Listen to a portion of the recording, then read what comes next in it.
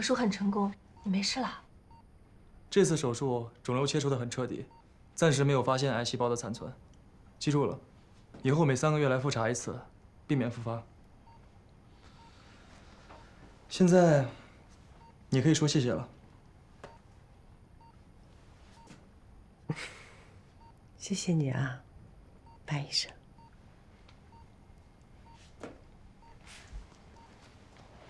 也谢谢你，徐医生。客气。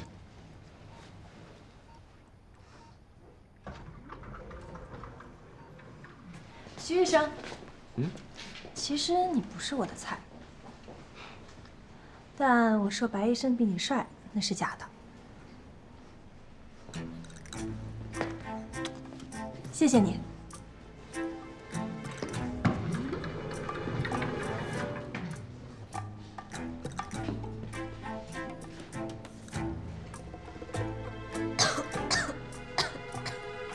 哎，这个开始了。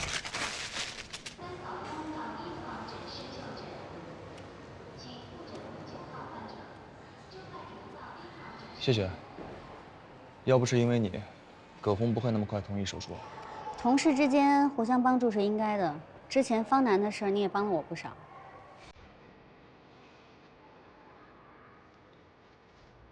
哎，你是怎么知道葛洪背后还有隐情的？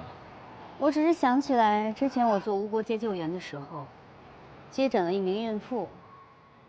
当时在给她打麻醉之前呢，她反复强调，绝对不能摘除她的子宫，为了子宫可以连命都不要。我当时根本不理解，后来才知道，原来在当地，女人如果不能生育，在他们那儿就永远抬不起头来。所以我想，葛洪不愿意做手术，背后一定有他的原因。所以你当初坚持要尊重王晴的个人意愿，也是这个原因吧？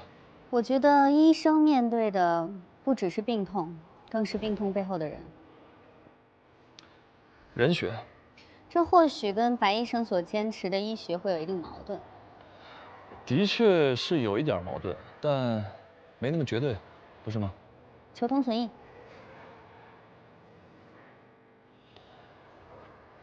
以后还请您多多指教啊。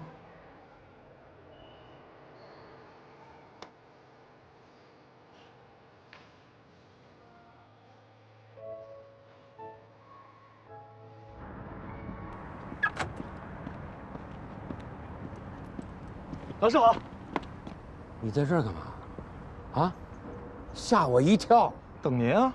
有什么事儿白天办公室不能说，你非冒这儿，什么情况？我每次去办公室找您，您都不在，我只能在这儿接您。有什么事儿说吧。老师啊，你看那个葛洪呢，现在这个款也捐了，咱们医院的化验大楼也提上日程，我是不是该回新外了？这两件事有关系吗？怎么没关系啊？要不是我坚持不懈的努力，那葛洪能同意手术吗？你是他的主治医生，说服他做手术，那是你的本职工作。您这么说行了，行了，行了。哎，哎呀。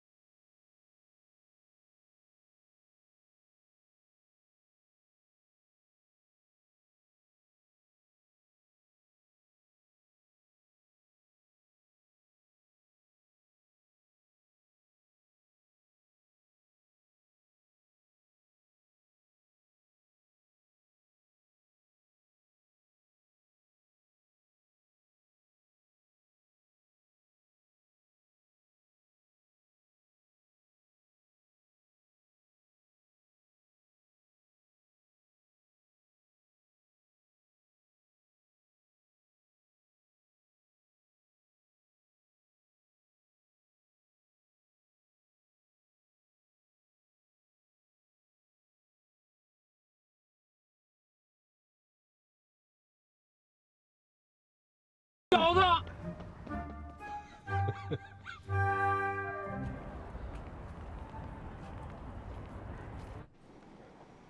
医生，今天上课的时候，小婷她肚子疼得厉害，我就跟老师请假带他来医院了。疼多久了？今天差不多2个小时了。之前有过腹痛吗？这2年陆陆续续疼过，通常疼个几天自然就好了，我就没在意。但这个月疼得特别频繁，而且今天疼得特别厉害。70、40，你的血压偏低了，去那边躺着。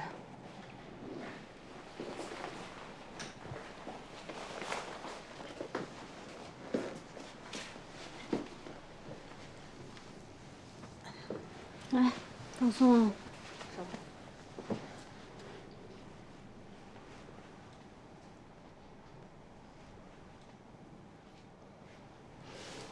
这儿疼是吧？右下腹轻压痛，但不明显，没有反跳痛，有可能是急性阑尾炎。你生理期正常吗？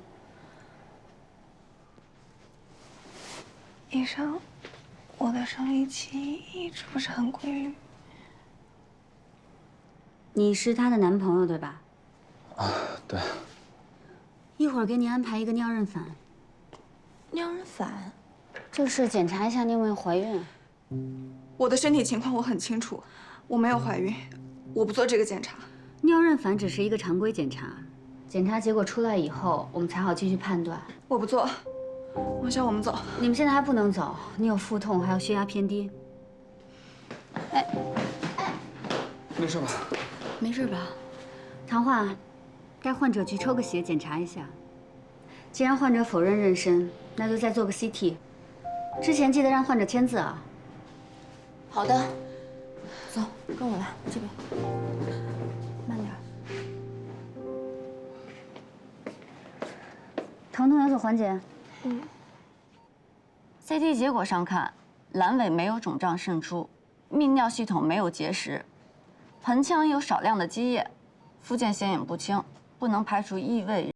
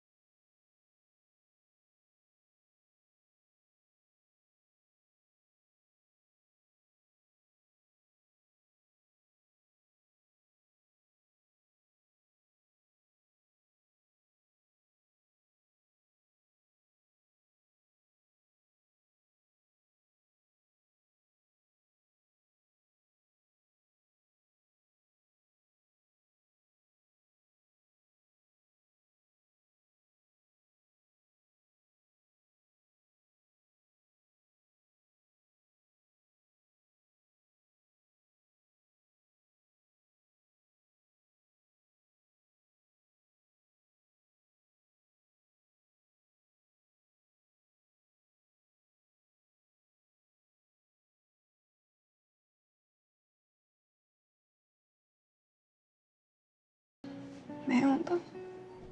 于海婷的血检结果出来了，血淀粉酶在正常范围，急性胰腺炎的可能性不大。知道了。他现在还没同意呢。他这人也太倔了，做检查不是为他好吗？虽然呢，咱们是为了治好患者，但也要尊重患者的个人意愿。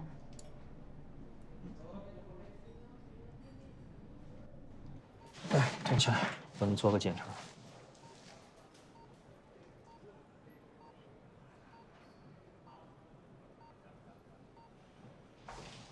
疼吗？有一点儿。右下腹有轻微痛，但是肚子不紧，从 CT 看没什么问题，但是显影不清的地方还得再做进一步检查。哦，对了，尿妊反和 B 超做了吗？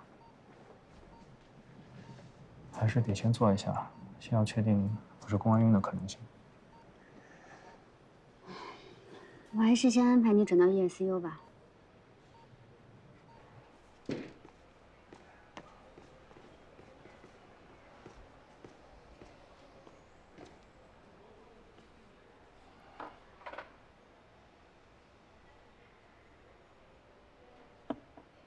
肖医生，我觉得还是有必要再劝一下于雅婷。我知道你已经跟她聊过了，我也相信你在专业上的判断。但其实选择相信她和劝她做尿认反检查不冲突啊。这只不过是我们在诊断过程中一个必要的检查。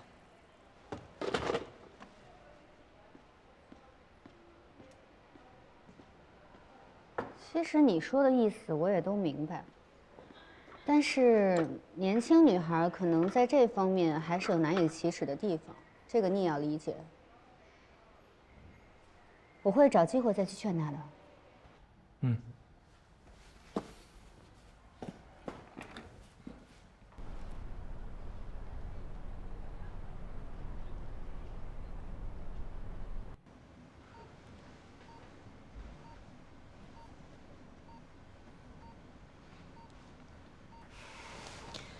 你瞧你紧张的，我没事儿，这会儿已经不怎么疼了。你呀，就是脸上藏不住事儿。你瞧这眉头皱的，这嘴角瘪的，这就对了嘛。网友不是说过吗？做人呐，最重要的就是要开心。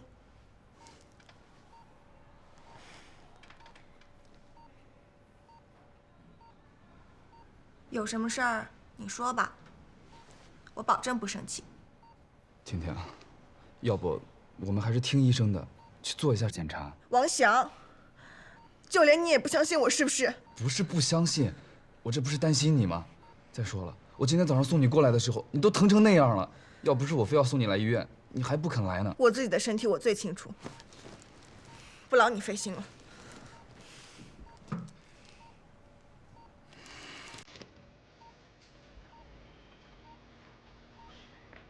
哎呀，老伴儿啊，咱们洗洗脸吧。哎呀，我的脸洗干净了，漂漂亮亮。老伴儿，你知道刚才我想起什么来了？我刚才出去给你买东西，外头下了小雨儿。哎呀，下了小雨儿。我突然想起来，咱俩结婚第2年吵了一架。你说说，可真厉害！哎呀，你说岁数大了，什么都想不起来，就把这件事给想起来了。我真想跟你再吵一架。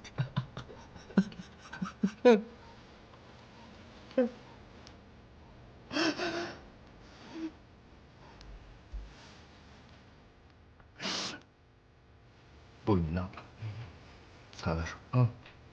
嘿，你这小手，嘿，漂亮的擦擦。漂亮啊！谁家小姑娘啊这样啊？好。苏爷爷，2周前他老伴走在路上被车撞了，当时就脑疝了，全脑出血。苏爷爷接受不了，不愿意放弃治疗。现在什么情况？植物人。他家属呢？夫妻俩呢都是师范大学的老教授，子女都在外地，还没赶回来。子欲养，而亲不待啊。老2口呢都不想麻烦别人。手术之前，老爷子怕子女担惊受怕，所以没有告诉他们。这不术后，他老伴一直没醒过来，老爷子一时半会儿没了主意，昨天才给子女打的电话。这么大的事儿，应该早点告诉家人。1个月前呢，苏爷爷在咱们医院检查，有2次海默病的迹象。他怕自己慢慢的就忘了金奶奶，所以最近每次给老伴擦完身子以后，他就写会日记，记录每天发生的事儿。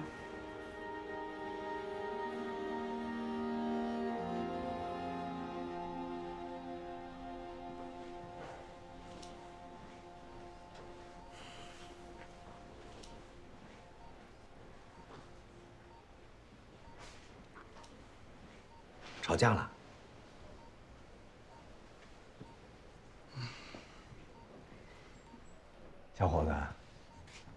进去跟人道个歉，人家生病了。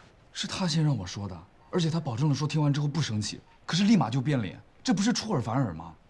再说了，又不是我的错，为什么要道歉啊？一样，跟我年轻时候一样。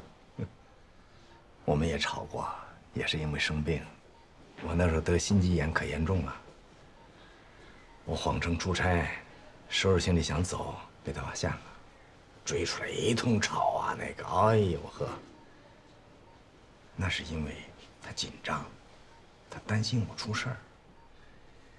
哎呀，后来在医院伺候我2个月，喂吃喂喝的。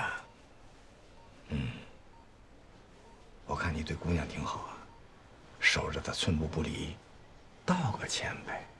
男人道歉不丢人，道了歉，心情会舒坦很多，满天云彩就散了。你们的感情生活会充满阳光，这是我的经验。啊，爷爷，奶奶她怎么样了？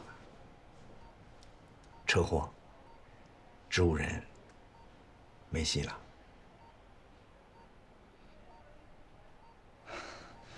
爷爷，您不用担心，您跟奶奶风风雨雨的那么多年都过来了，她会醒过来的。爷爷，你慢着点儿。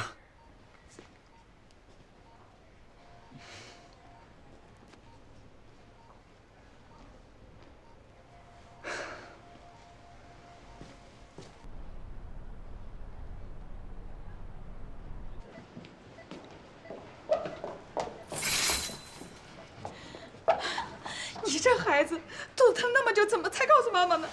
就是啊，必须配合医生啊，做全面检查。2位家属，先让患者休息吧，咱们出来说。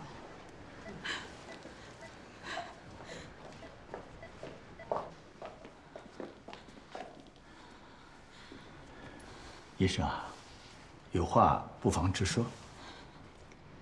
一般患者这个年纪的女生，因为腹痛入院的话，医生会建议她去做尿妊娠检查，也就是看看有没有怀孕。但患者坚称自己没有怀孕，不肯做。不过2位也不用担心，之后我们会为她做其他的检查，因为我是她的主治医生，我得把她的情况如实的告诉家属。我知道你说这么多，也就是想叫我们不要误会婷婷。你放心，我们绝对相信自己的女儿。更何况，她都这么大了，很多事情啊，她应该有她自己的自由，她也会为自己做的事情负责任的。现在呢，我们就是想知道，到底是什么原因引起的腹痛？还要等检查结果出来。婷婷，还疼吗？爸妈，我不该偷偷背着你们谈男朋友，但是我真的没有怀孕。好了好了，不用说了，爸爸妈妈都相信你。婷婷啊，爸爸妈妈想先跟你道个歉，我们都没有意识到我们的小婷婷都变成大学生了，你有自己的思想，我们应该尊重你，我们不应该要求你像我们一样。我们想过了，要给你自由的空间，让你按照自己的想法去生活。我们相信你。傻婷婷，哭什么呀？咱们不是都已经聊开了吗？不哭了啊！不哭，不哭。婷婷啊，从今往后呢，不管你做什么，我们都会支持你、配合你。不过，既然咱生病了，也应该好好的配合医生做检查，你说对不对啊？好，对，爸爸说的没错，咱们呀，好好配合医生检查，把身体养好，这才是最最重要的，啊！好，对，这就对了嘛。没有明显异常，盆腔里有少量的积液，尿儿反呈阴性，可排除早期妊娠的可能性。不是宫外孕，但是 CT 和超声都显示盆腔有积液，腹痛应该是盆腔积液造成的，也有这种可能。请妇科会诊吧，听听妇科意见。好的。你是哪个位置疼啊？右下腹。除了这里还有其他位置疼吗？没有。那你平时是怎么个疼法？一阵一阵的，疼的时候特别厉害。疼的时候有没有刚？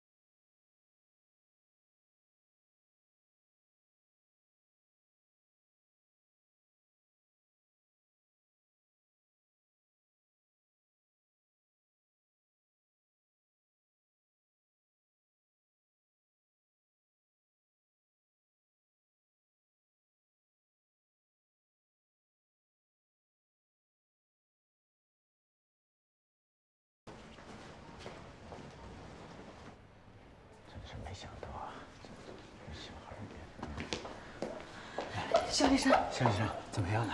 他的腹部 CT 没有异常，没有手术指征，尿妊反呈阴性，所以也排除了怀孕。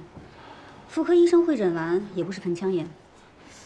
肖医生，你说的没有手术指征，是什么意思啊？就是他的腹痛不需要做手术，但是具体的腹痛原因，我们建议再做一个胃肠镜检查。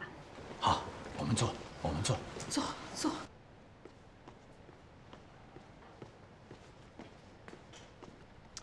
那个腹痛的女生还没有找到病因啊？已经去做胃肠镜检查了。你也别着急，不是说她都疼了2年了吗？这种慢性病要慢慢查。胃镜没问题，肠镜没有发现明显的肿瘤、息肉和充血。腹痛应该不是胃和结肠的问题。但消化道很长啊，胃镜只能探测上部分，肠镜只能探测下部分，中间的回肠和空肠查不到啊。有没有可能是这2个地方有问题啊？那就要做胶囊内镜了，这得跟家属商量一下。我们通过肠镜和胃镜的检查呢，并没有发现异常。我们怀疑患者的腹痛可能跟他的空肠或者回肠有关，所以建议给患者做一个胶囊内镜检查。胶囊内镜是什么？辛苦吗？胶囊内镜呢，是一个像胶囊那么大的摄像头，患者无需麻醉，通过吞服咽下。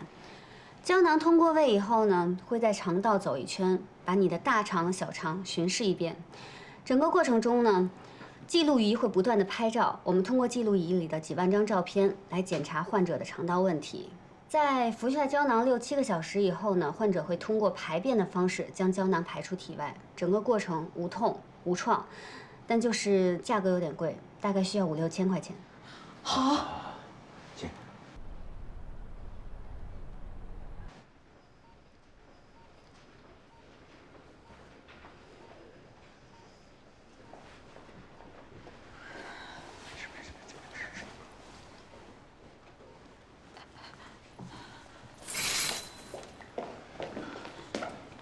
患者的胶囊内镜检查结果已经出来了，有点小问题啊。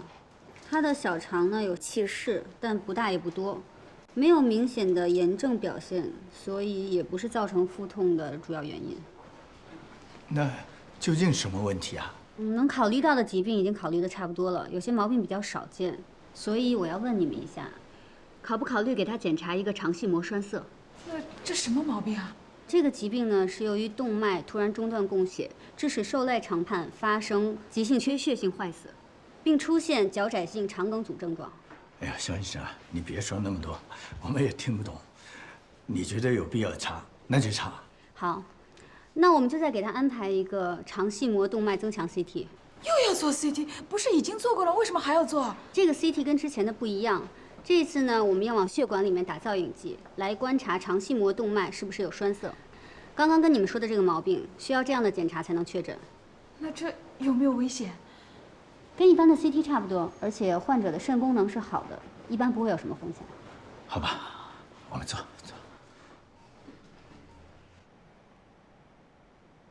唉，增强 CT 的结果出来了，也是好的，没有系膜栓塞。都检查这么多了，到底什么原因啊？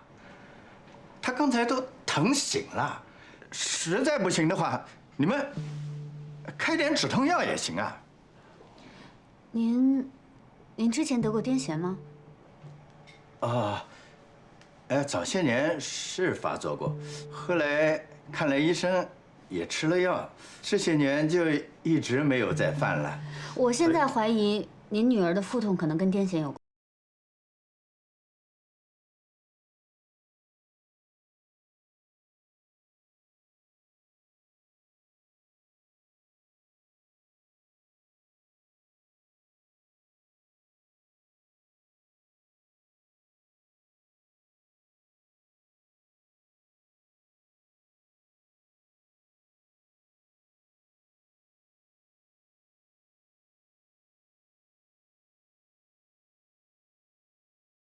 好，肖医生，注射了丙戊酸钠后，患者腹痛明显减轻，不到20分钟就睡着了。是腹性癫痫，明天白天给他开点抗癫痫的口服药就可以出院了。好，肖医生，你可真厉害，什么疑难杂症都能治啊！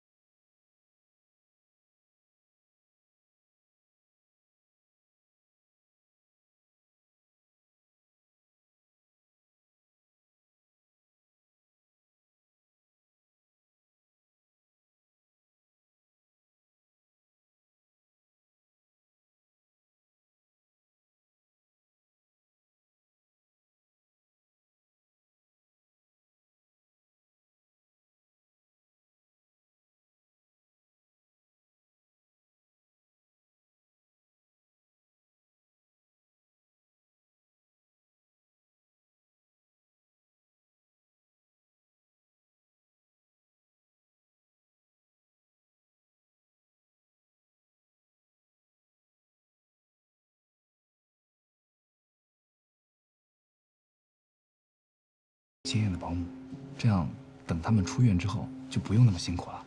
我觉得可以啊，那你一定要找一个服务专业的。好。查到边。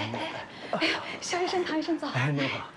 经过1晚上观察，于雅婷是腹性癫痫，通过口服药就可以控制。一会儿我开点药，患者就可以出院了。好的，好的。住院以后，如果再出现腹痛，一定要及时来就诊。如果腹痛一直没发生，半个月以后，我建议再来查一下。谢谢你啊，医生，辛苦你们了。谢谢。辛苦你们了。您看一下，要是没问题的话，签个字，金奶奶就可以出院了。今天就出院了。小王给我们找了个保姆，正在帮着收拾东西呢。我跟子女们商量过了，不想让她带着遗憾离开。在我们老家有个大院儿，她一直喜欢坐在院里晒太阳。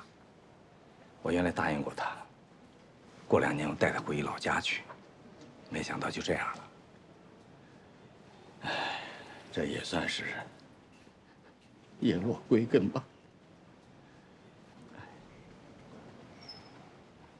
白医生，这份文件麻烦签下字。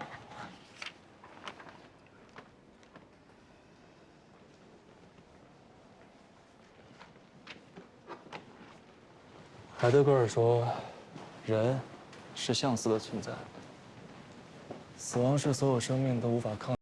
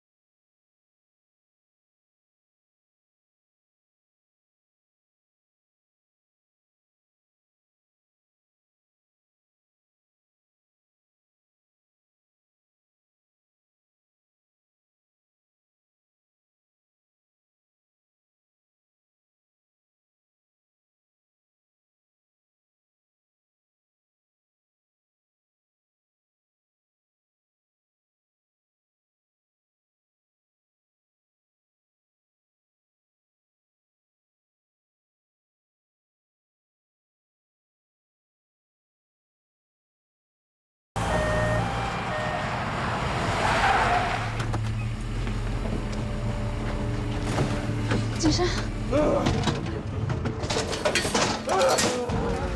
来，慢点啊，注意安全。什么情况？好，黄村医院转过来的，持续腹痛，小便明显减少，血气根820。去抢救室，找白医生。稳住！先止痛，心理停停和维生素 B6、锌钾。好。尿毒症，尿毒症怎么会突成这样？患者家属。啊，在，我是他老婆，这是我女儿。患者什么时候开始发病的？已经4、5天了。前阵子他因为脚疼去了常去的诊所，配了2天中药吃，结果吃了2天就上吐下泻的。后来去了社区医院看，检查出来肾功能非常不好，说是已经到了尿毒症的地步了。做血透了吗？社区医院说做不了，所以才让转到这儿来的。陈志，去联系一下血透室。好。医生，他这什么病啊？不会真的是尿毒症吧？要是尿毒症倒好。莹莹，现在还不能确定，造成血气干高的原因有很多，先做个血透，先把血气干降下来，到时候再看看到底是什么原因造成的。他现在这个情况得进 EICU 了。护士长，带患者家属去办理一下手续。好，跟我来。好。莹莹，你这里看着你爸啊。我不留下，我跟你们一起去。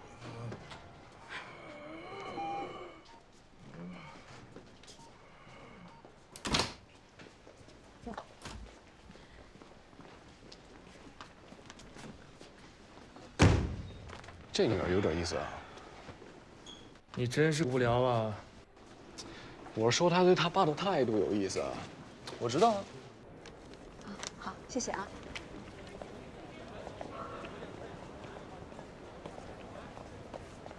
莹莹，以后当着外人别说那样的话。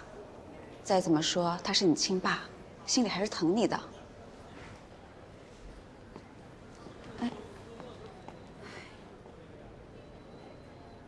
为什么不让我吃东西啊？医生说了，你不能吃东西，也不能喝水，只能输液。听他们的，地球人全要死光了。这么不信医生，还来医院看什么病啊？你说说。你别动气了啊，别动气了。莹莹，别这么跟你爸说话。我说错了吗？看我出去怎么收拾你！莹莹，你先出去啊。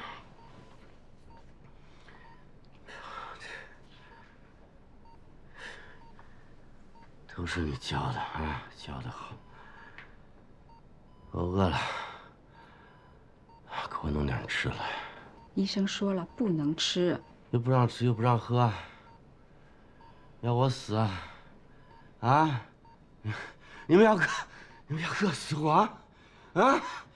啊！我怎么不进去啊？我不想看见那个人。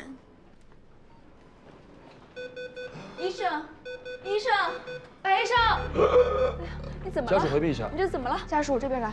哦。氧饱和度这么低，面罩吸氧，静脉注射传电0.25，甲降龙40毫克。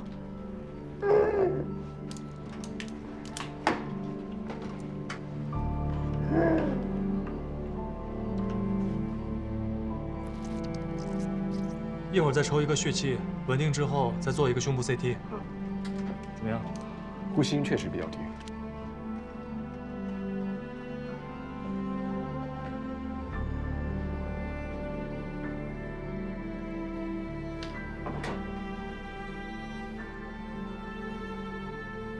黄疸？难道肝也出了问题？再查一下肝功。您好，我是肖燕。对，吴老师说，您以前跟他关系很好。对，支援已经。没事没事。是这样，我想跟您打听一个地方，您知道烟巷吗？对，那是他以前住过的地方。可以麻烦您再想想吗？没事没事，谢谢啊。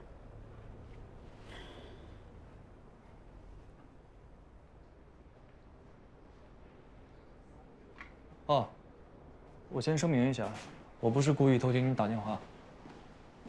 不过，倒是听到一个熟悉的地名。你知道烟巷？没想到你也知道。你可以把那个地址写给我吗？我刚交完班，我带你去吧。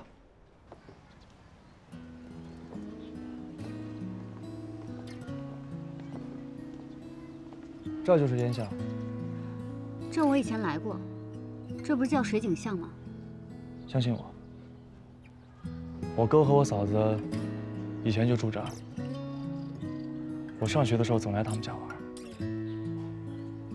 里边那户以前住着一位老奶奶，她人特别好，特别热情，总是让我去他们家吃饭。也许是上了年纪吧，她总是把这儿叫成烟巷。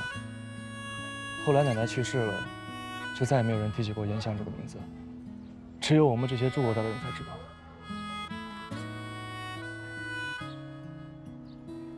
那个老奶奶还有其他的亲戚吗？以前听她提起过，好像有一个孙子，年纪跟我差不多，但我没见过。说是很早之前好像就出国了吧。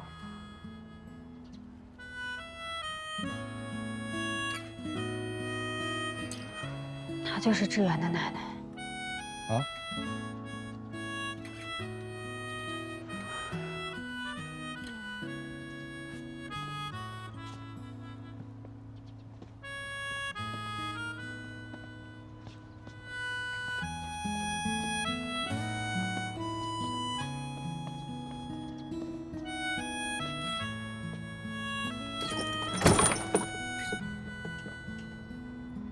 这院子还挺干净的，应该是有人打扫。我去附近问一下，看有没有人可以联系到房主。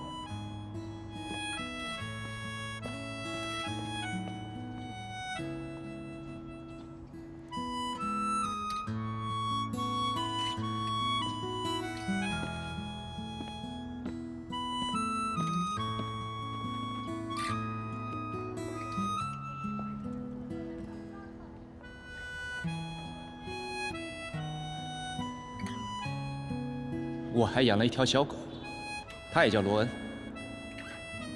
我是罗恩1号，他是罗恩2号。刚才我问了一些邻居，他们……肖医生，你怎么了？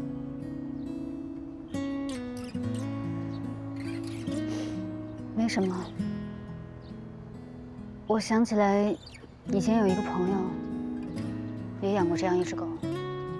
我知道你为什么回上海了。为什么？寻找故人。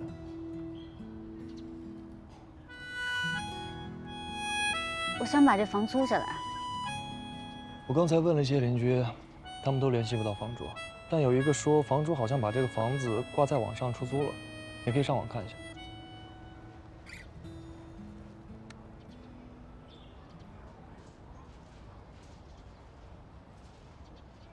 我在网上找到房主信息了，回头我联系他吧。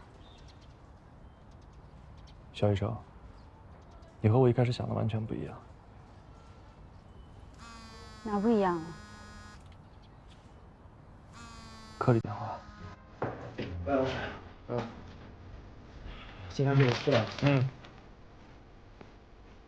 凝血酶原时间偏高 ，ALT 升高，血清胆碱酯酶少许降低，血气分析，氧分压52，二氧化碳分压38，乳酸4.1。胸部 CT， 氧肺间质改变。这是肝功能衰竭，同时还有控制衰竭。可是尿毒症会引发肝功能衰竭吗？应该不是尿毒症，尿毒症的恶化没有这么快，病情的发展也不是这样的。那什么病啊？中毒，老鼠药，有机磷。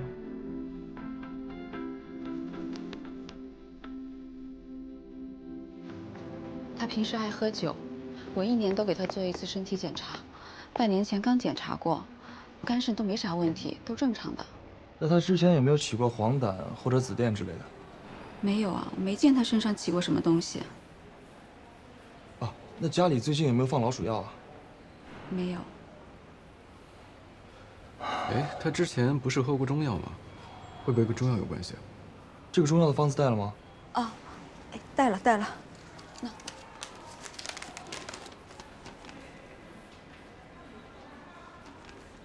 我们先去看一下这个方子，患者要是有什么问题，你让护士找我们。嗯，好，谢谢啊，谢谢。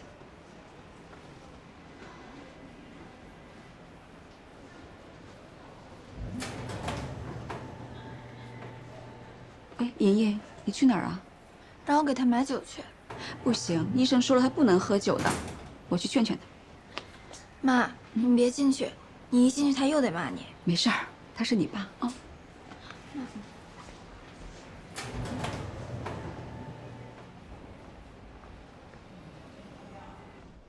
嗯，好，我知道了，谢谢啊。怎么样？秦主任说，这上面都是些普通的中药，不可能造成这么大的反应，和这些没有关系。还真是麻烦。那接下来怎么治疗？先根据症状用药吧，延缓肝功能衰竭。哎，另外，继续完善辅助检查，看看能不能找到什么线索了。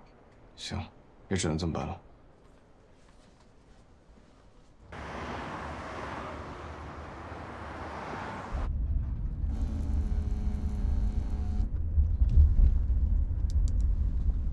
肖医生，白医生，我听说你接诊了一名怀疑是尿毒症的患者，一直查不出根源。对，检查结果出来后，发现他肝功能衰竭，但应该不是尿毒症。患者有没有接触过老鼠药？这个我们已经排除了，应该不是鼠药中毒。他们现在还在给患者做全面的检查，希望能早点找到原因。那有没有可能是百草枯中毒？百草枯，多功能器官衰竭。对，我先不跟你说了啊。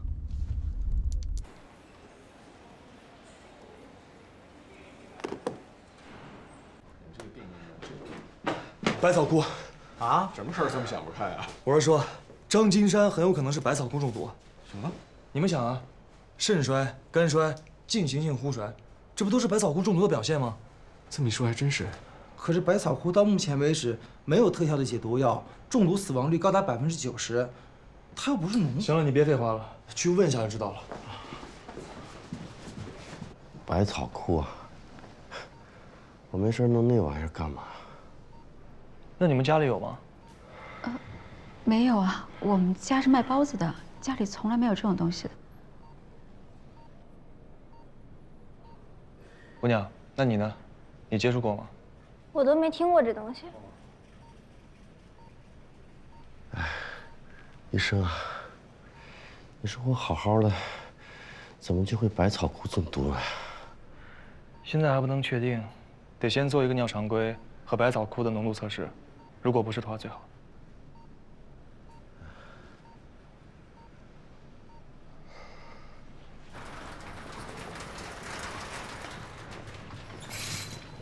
哎，你怎么会想到是百草枯中毒啊？你猜啊？人都说没接触过，会不会有其他可能？等检查结果出来就知道了。哎，陈志，哎，你一会儿把尿液样本送到检验科，让他们尽快给我们结果。好的。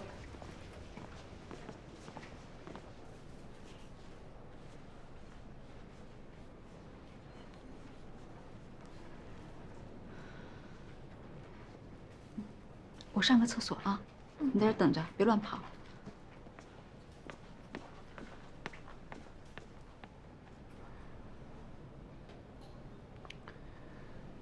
你守在这儿也没用，我这会儿没尿啊。没关系，您慢慢来。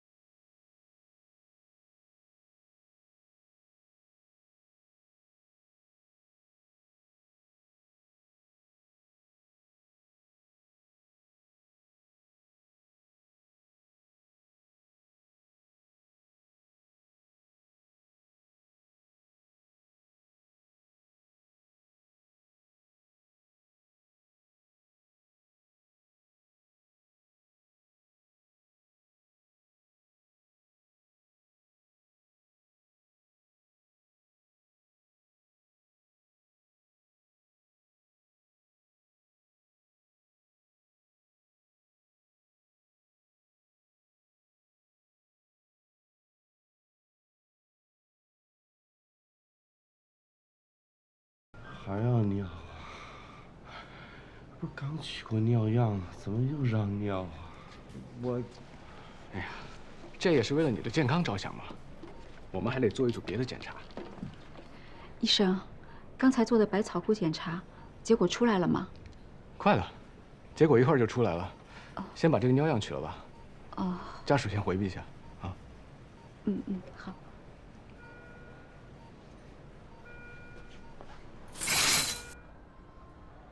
这是有点蹊跷啊，难不成这尿样还有人偷？偷去干嘛？小花儿。应该是有人不想让我们知道那个尿样里的秘密吧？啊？啊什么啊呀？待会儿你就知道了。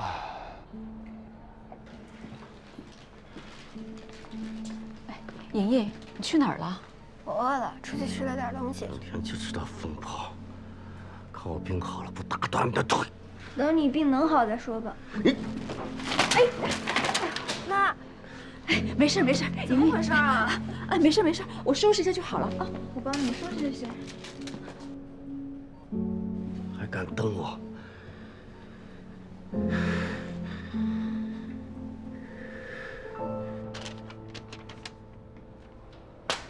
百草枯浓度0.9，正常人应该是阴性啊。可是他怎么接触到的百草枯呢？跟我来。啊。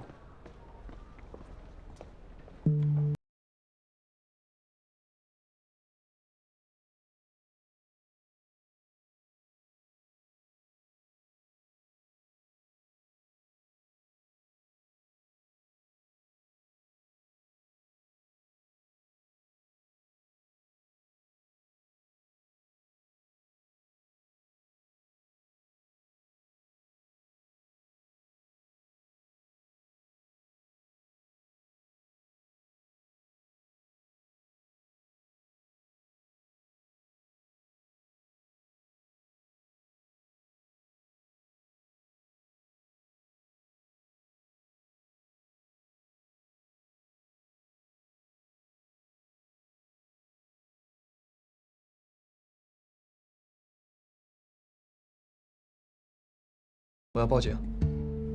那，您坐着。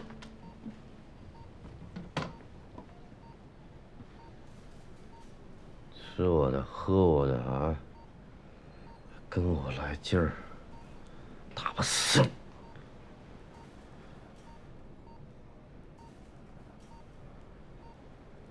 患者家属，麻烦您跟我出来一下。有什么事儿吗？白医生要商量一下后续的治疗。哦，好。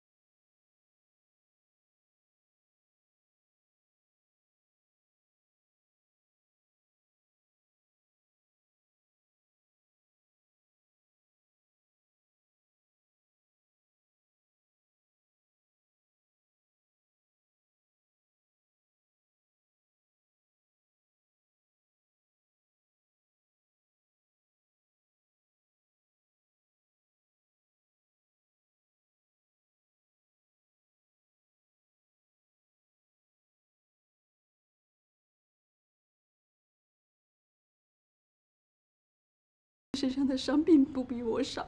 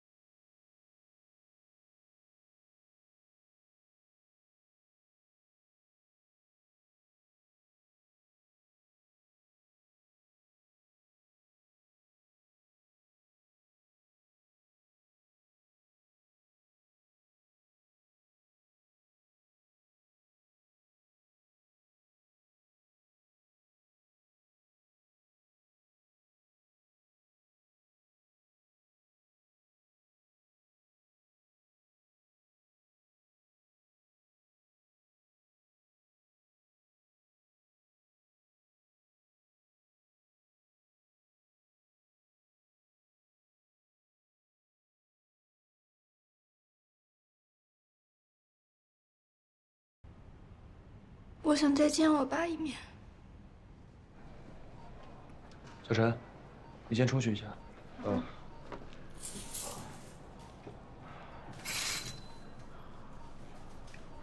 你的病因已经找到了，是有人给你下了百草枯毒。什么下毒？是我干的。不，是我干的。你俩给我下毒！我会打死你们俩！他俩下毒害我，我要报警！我要报警！你不要激动，我要报警！我们医院已经报警了。爸，我最后一次再叫你爸。这10年，你打我，打我妈，带来的伤害，我都用百草枯还你了。我跟你两不相欠。从今以后，我们不再是父女，最好永远也别见。如果你以后再来找我和我妈，你做的一切，我会加倍还给你。妍妍，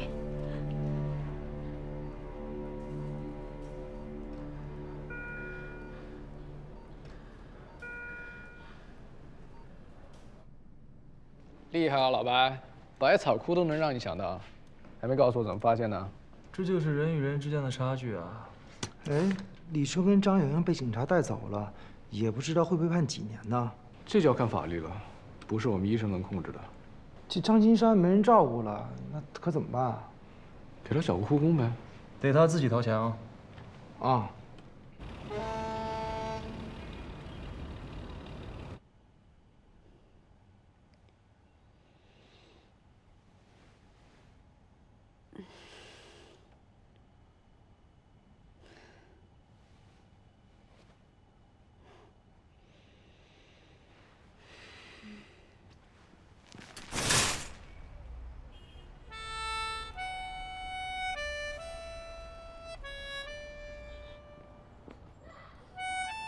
就是你在网上联系我，想要租我这房子的。哎，你好，是我啊，那就过来看看吧。哎，你打算住多久啊？1年吧。哎，好。进屋看看吧。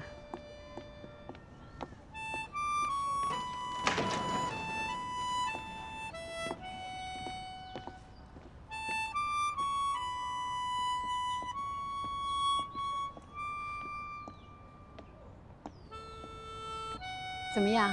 你要是喜欢，咱们直接签合同，也没有中介费。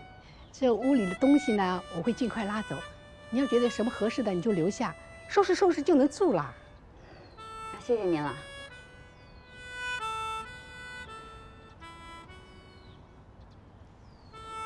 哎，喂，你好，我在网上看到了您的信息，我想预约保洁服务。都收拾好了。哎，谢谢啊。不客气。如果您对我的服务满意，下次有需要联系我们就可以了。我们上门速度非常快。好的。那我先走了。哎，谢谢你啊。哎。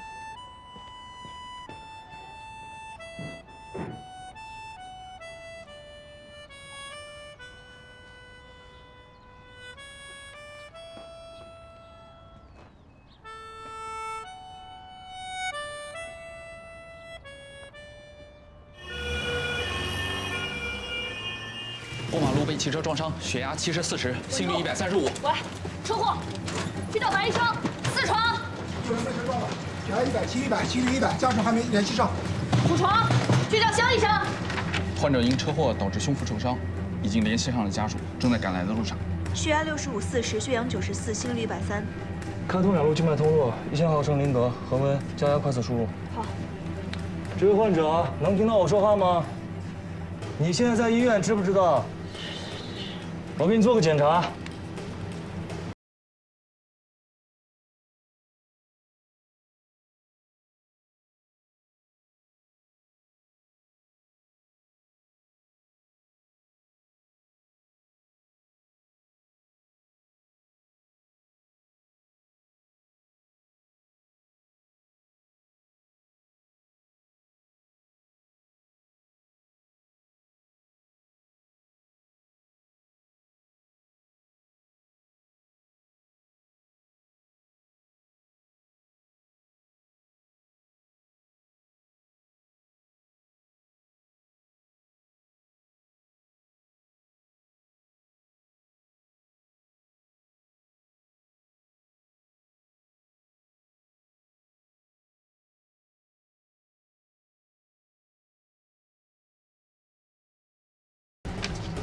好，谢谢。心电图无异常。醒醒，醒醒，听得见吗？醒醒。血压176/100，帮我控制住患者。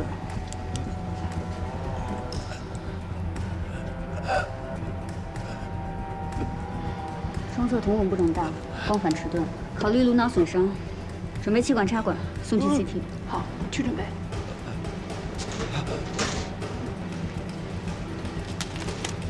白医生。胸腔和腹腔有大量积液，准备胸腔闭室引流，去找胸外和腹外的人来会个诊，联系一下 CT 和手术室。好。护士，那出车祸的女孩在哪儿啊？不知道。不知道啊，对不起。哎呀，对不起啊，对不起。周文璐家属是吧？是。我女儿怎么样了？患者被车撞伤，目前处于休克状态，具体情况的话还要进一步检查。啊，那拜托你好好检查一下。好，麻烦你们出去等一下。啊。哎，走。这不得看一下？哎呀，走。左侧硬膜下血肿，中线偏右，考虑脑疝。给患者上甘露醇降压，赶紧联系脑外科准备手术。好。这个患者是车祸撞伤，超声检查之后发现胸腔、腹腔有大量积液，做了胸腔闭室引流，扩容之后呢，血压比较稳定，考虑脾脏破裂出血，需要剖腹探查。手术室已经联系好了，赶紧去做 CT，然后直接送到手术室。胸腔闭室引流，带血型，量不多，等 CT 结果出来再看看，先做腹部手术吧。肖医生，脑外的医生已经到位了，但是现在手术室只有1间，白医生。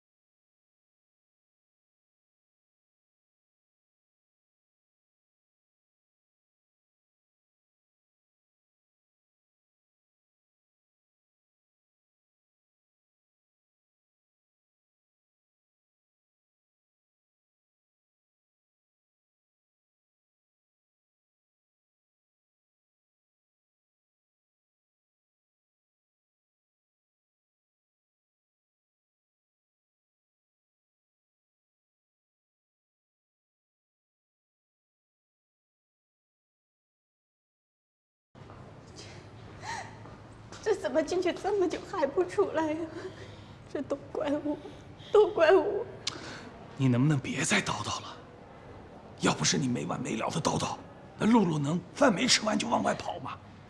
能变成现在这个样子吗？我那不是也是为他好吗？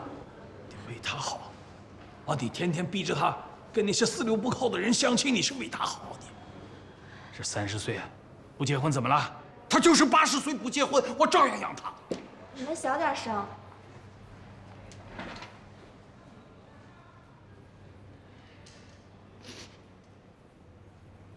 露露，你要坚持住啊！好了好了，要坚持不住了，我怎么活呀？淋巴细胞绝对。喂，白医生，周文璐的手术出了问题，刘主任让你去趟手术室。好，我马上过去。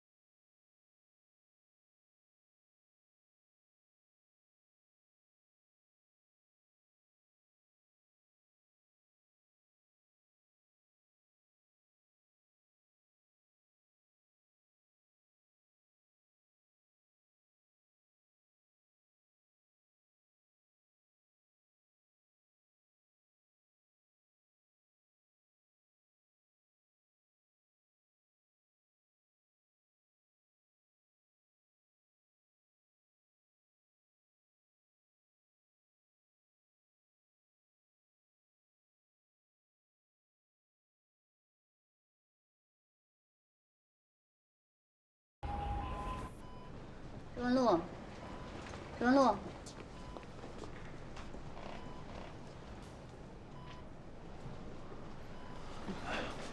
肖医生，我女儿什么时候能醒啊？放心吧，手术很顺利，等麻药劲过了一会儿就醒了。谢谢啊，谢谢你们了。之前呢，我对你们的态度不太好，这说话有点冲，跟你们道个歉。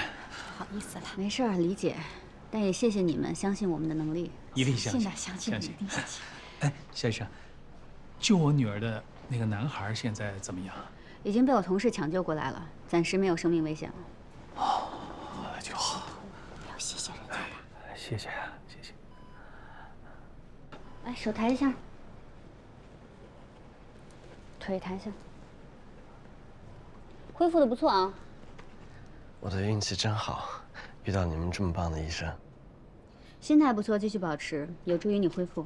医生，你们不会联系我父母了吧？我们肯定要通知家属。这下他们总算找到理由带我回加拿大了。回加拿大又要给我介绍一群奇奇怪怪的女孩。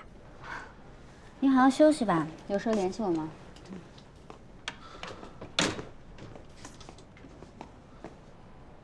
真没想到，相亲还是世界性话题。不是有一句老话吗？叫“太阳底下无心事”。哎，你说巧不巧？今天跟他一起被送来那个女孩，也是因为父母让他相亲，一气之下离家出走才出的事儿。两代人的观念不一样，这是很正常的事情。是吗？两代人的观念就算有所不同，但是解决矛盾有很多种方式。这样的方式真的能解决问题吗？观念呢，不是一天形成的，改变也不是一朝一夕的事儿。关键我觉得，老一辈这些想法也没有错，只是不适应现在而已。不适应就去沟通啊。再说了，做父母的还是要尊重孩子的想法，也要知道孩子是怎么想的。我到底是……不要再愤世嫉俗了，都看你了。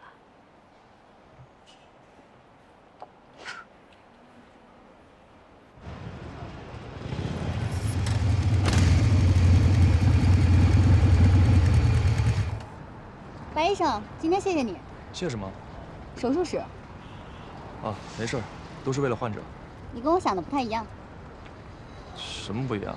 明天见了。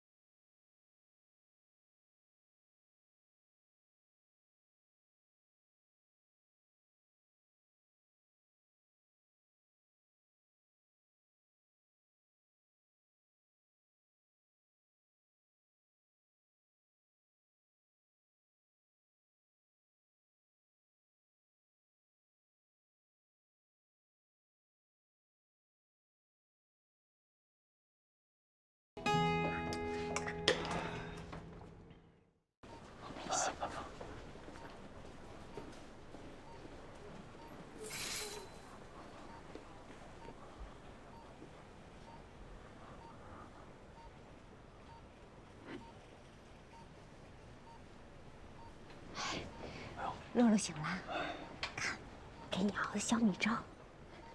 妈，先放那儿吧，我一会儿喝。快起来，趁热喝啊！妈，哦，那一会儿喝，一会儿喝啊。爸，你别瞪我妈，我都看见了。爸也是心疼。是啊。你看吧。我一说你，我妈就心疼了。以后我才不心疼她。你少瞪她。好，爸爸以后啊少瞪她，好吗？爸，你先出去一会儿呗。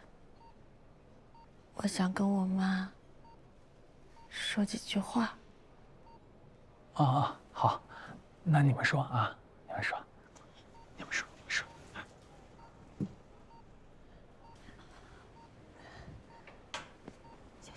这块儿，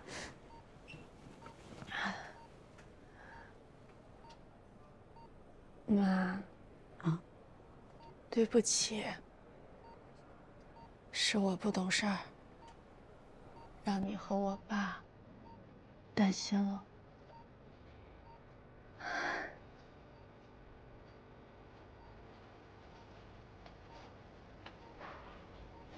是妈不好。不应该催着你结婚，自己的事啊自己做主，妈以后不管。我知道，你是为了我好，担心啊，我不愿意结婚，老了无靠。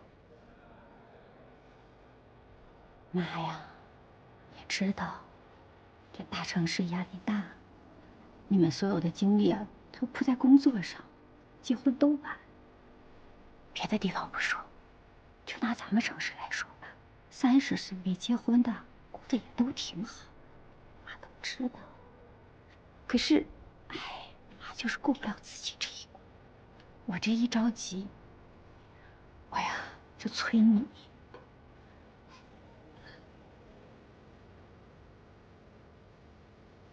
妈，你知道我在被车撞的那一瞬间想的是什么吗？我当时就在想啊，我还没有结婚穿过婚纱呢，要是就这样死了，那可就太亏了。其实吧，我不是不想结婚，只是还没有遇到合适的，不想将就。再说，有的时候你老催我，那我也有逆反心理嘛。明明你介绍的还可以，我非要说成歪瓜裂枣，不合适。别怪我，我这一急啊，什么样的都给你介绍，有些也确实是不合适。不过话说回来啊，这孩子真是挺……你的那些老同事、老朋友们，现在都不愿意帮你介绍了吧？还说呢，都知道你挑，见着我就跑。这一点我随你。我姥姥可跟我说了，你当时也是这样，挑来挑去，挑到28了也没有个着落，把姥姥气得不行。你姥姥可比我邪乎，我中专一毕业才18岁，就逼着我找对象。你等了10年，遇到了我爸，值了。那还不是你姥姥逼的姐，要不能轮到你爸。你这是口是心非。要是有一天吧，我爸真不在了，你不吉利。呸呸！反正我就觉得吧，你俩一个整天吹胡子瞪眼，一个整天唠唠叨叨，这一刚一柔啊，是天作之合。我想要的，就是这种吵吵闹闹又平平淡淡的婚姻。妈，我答应你，我一定会结婚。但是，我也不能保证是什么时候。也许遇到合适的，明天就去领证。但也许我一直也遇不到，那我只能耐心等待。好，妈答应你，不催你了。妈相信你，处理好自己的事。谢谢你，妈。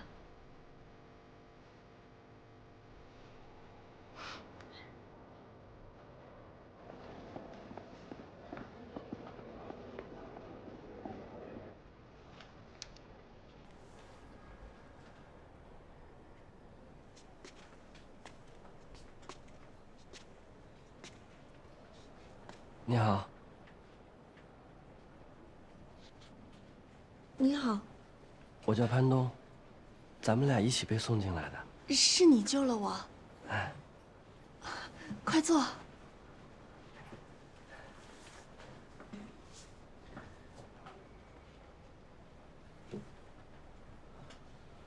瓦尔登湖》，你也喜欢这本书吗？对，这是我最喜欢的一本书。我也是。时间决定你会在生命中遇见谁，你的心决定你想要谁出现在你的生命里，而你的行为决定最后谁能留下来。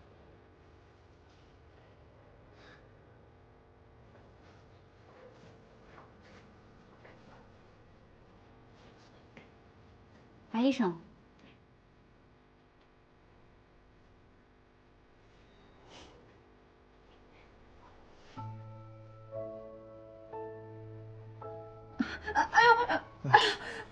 哎呦，请问您怎么受的伤啊？不小心摔了一跤，手撑地了。您身上有没有其他部位受伤，或者是哪里疼的？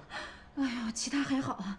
我跟你说多少回了，这么大岁数你瞎折腾什么呀？大早上的跑上跑下，忙着伺候外人，这么上赶了至于吗？患者这种情况应该是外力导致的，可能骨折了。啊？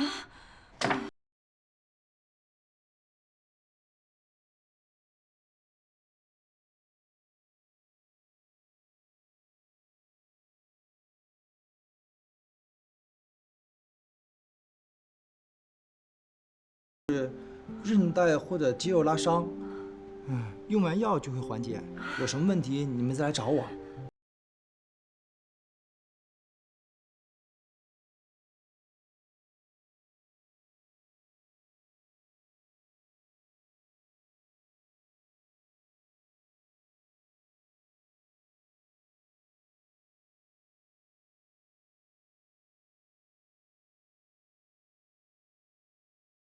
多休息，不要过于操劳。谢谢你啊，医生。不客气。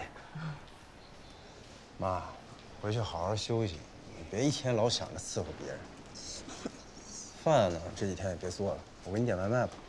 这外卖多不好啊，我怎么也得给你做饭呀。我就不用你管了，我公司那么忙，哪有时间回来吃啊？那你上医院花钱买罪受，高兴了？您这个是神经性头痛，我呢只能给您开一些止痛药。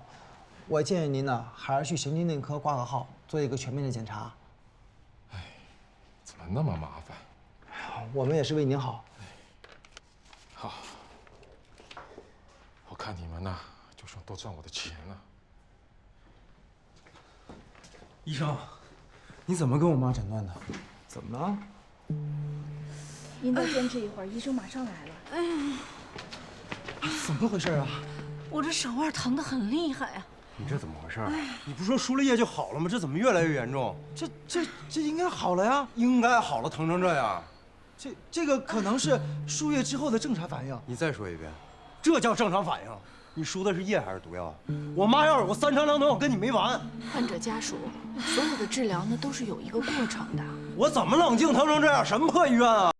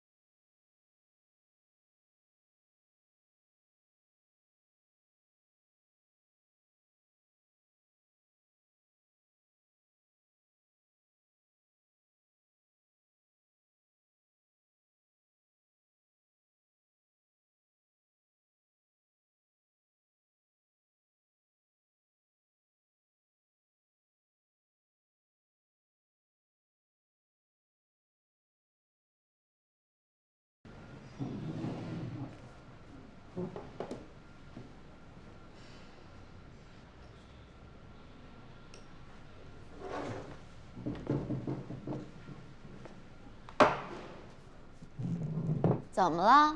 一副半死不活的样儿。没什么。不说，怕我笑话你。你都知道了。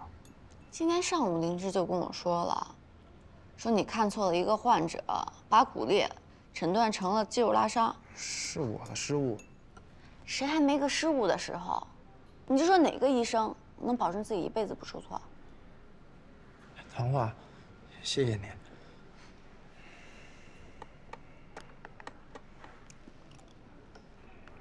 其实我挺看好你的，你理论扎实，人也努力，还肯把患者放在第一位。等你在我们 EICU 再多待上几年，肯定能成为一名很优秀的医生。真的？当然是真的。不过你这个人性子太软，遇到问题总喜欢怀疑自己。我也不想这样。你可是医学博士，你博士都毕业了，还有什么做不成的？可是我，你就不能硬气点儿，有点骨气，哪里跌倒哪里爬起来。你把自己的事情做好了，看谁还敢瞧不起你？我就是怕我自己做。行了，别这么怂了。反正我决定了，从今天起，我要帮你找回信心，重新认识自己。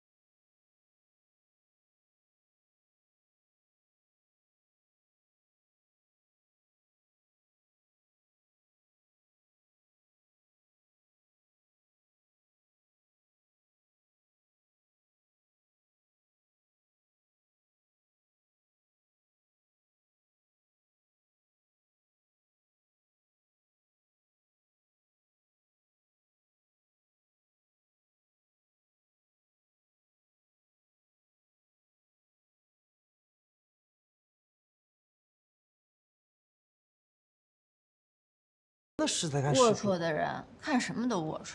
年轻人谈恋爱一点都不龌龊，反而是这个世界上最美好的事情。继续美好。无聊。或胆道逆行进入胆囊，或经血液循环，或经淋巴途径进入。在，你看我干嘛呀？这儿。啊。急性胆囊炎发作呢，都有比较典型的过程。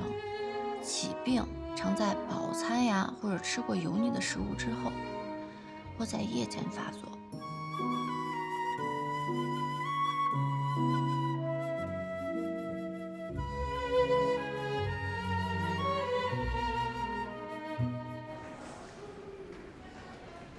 小刚，你在这儿呢？你怎么来了？我刚才回家敲门没人应，邻居说你妈摔了，被送到同山医院来了。那是你家吗？你这小日子过不错呀，给你庆祝生日啊！哎，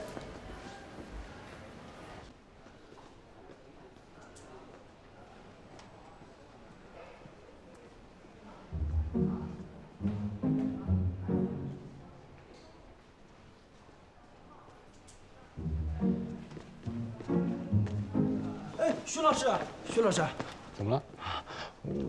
我，能指什么呀？赶紧说。我，干什么坏事欲言又止的？说啊！我想问问你，我和唐画，我那开玩笑的。啊？没事儿，唐画也肯定知道我在开玩笑，不会影响你们同事之间关系的啊。不是，徐老师，放心吧，你们以后还是好同事。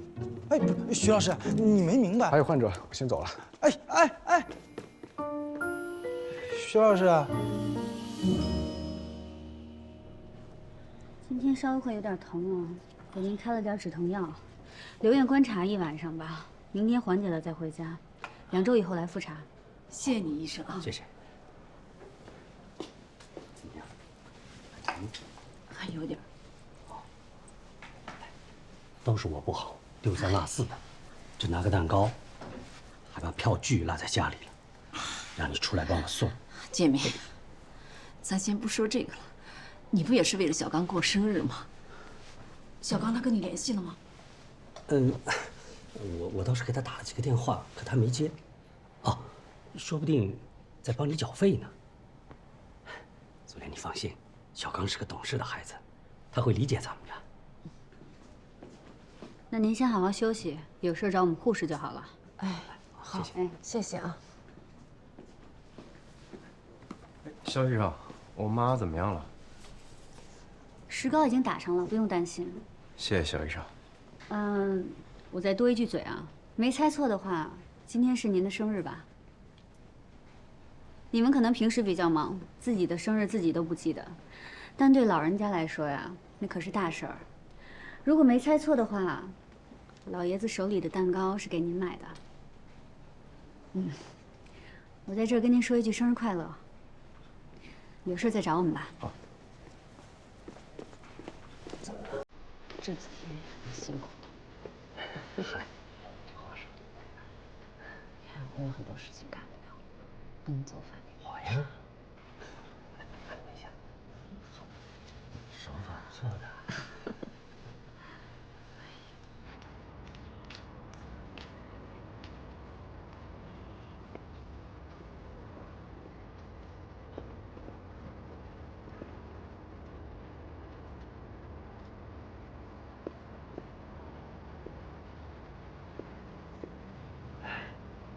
在这儿呢。我刚才一直找你。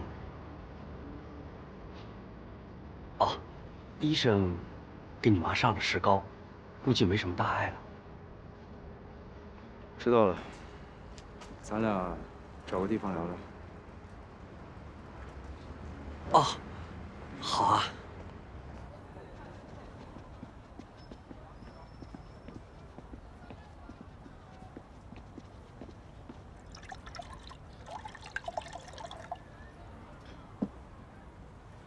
这，我知道是我误会了。你跟我妈在一块这段时间呢，我睁一只眼闭一只眼，因为我心里也矛盾。我平时工作忙，没时间陪她，也能看出来有你陪她，她能开心点。但我作为儿子，没法接受家里多一个人。是，我理解，我理解。我也猜。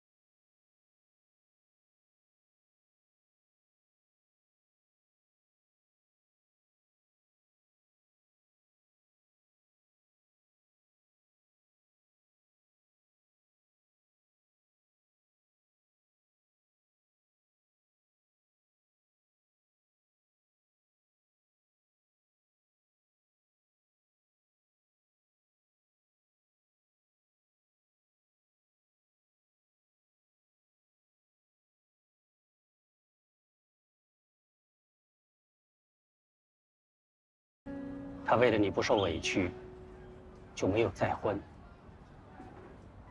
他又要工作，又要照顾你，所以才把自己弄成了现在这个样子。可在我眼里，他永远是我初见时的那种样子。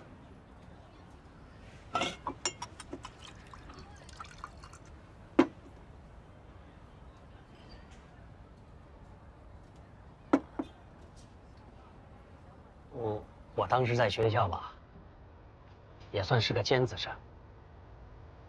老师呢，就有意把我们俩安排在同桌，说是为了互相学习，共同提高。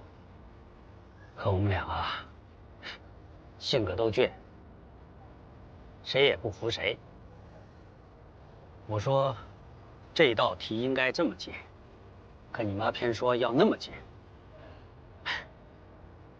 总之啊，也是闹的是鸡飞狗跳。可谁也说不上是什么原因，慢慢的，我们俩就都喜欢上了对方，而且还约定要去考同一所大学。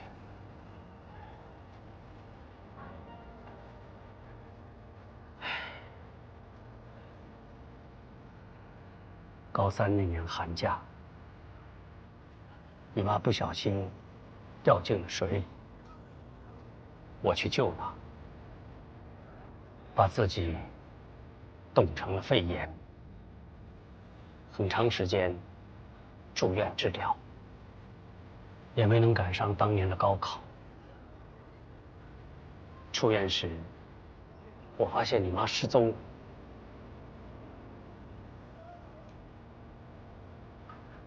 我那个找啊，可怎么也没找到她。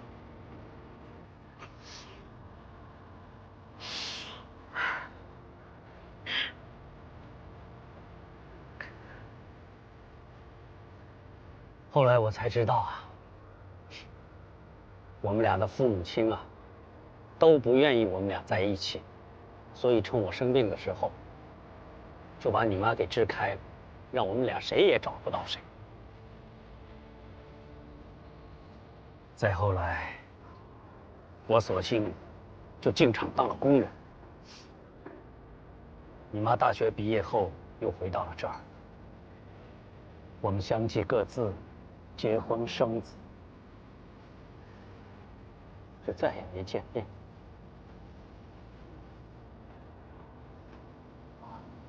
直到去年，我女儿带着我到这儿来玩，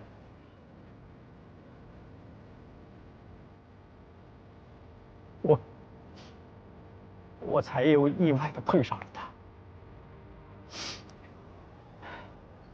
这事儿啊，我其实应该早就告诉你，可是我真的不知道怎么开口。张叔，如果你们实话跟我说，你们谈恋爱了，我不会不同意。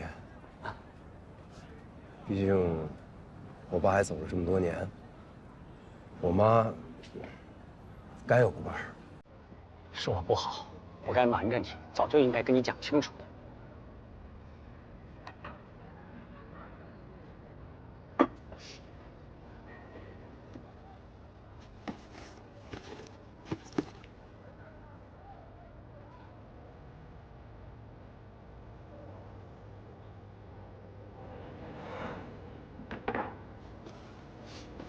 来，张叔，都在酒里。对，都在酒里。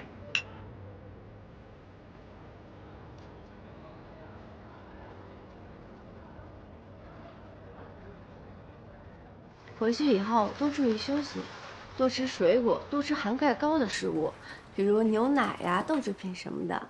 最重要的是，记得2周以后过来复查。好，谢谢医生啊。别客气。谢谢。那咱回家。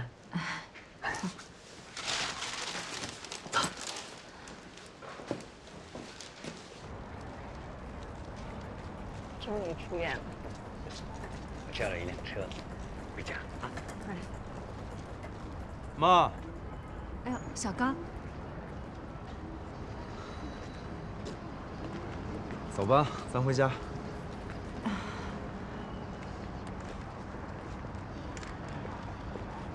走啊，张叔。啊。哦。哎，走走走。走。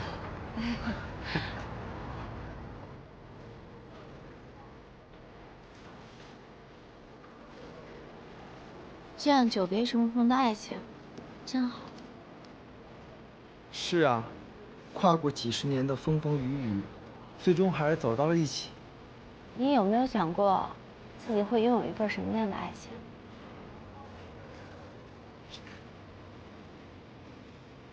和谁呀？一看你就没想过。算了，你还是先好好工作吧。